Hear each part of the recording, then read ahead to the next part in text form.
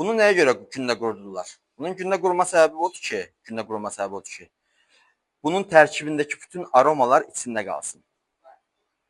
Quruma özəlliyi budur. Direct deyici texnika ilə işlənir. Bu sadəcə pomidorlarda yox, bütün məhsullarda işlənir. Əriyi yeyirsiniz, quru əriyi yediyinizdə normal ərikdən daha şirin gəlir, düzdür?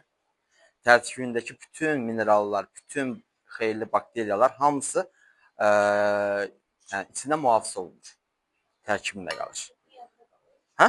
Ya, bəli, mən bayaqlar başa saldım. Bunun yağda qalma səbəbi nə idi uşaqlar? Aynen. Xarab olmasının qarşısını almaq üçün yağda qoyulur. Bakteriyalar ürəməsin deyə həmin yağda. Səbəb budur.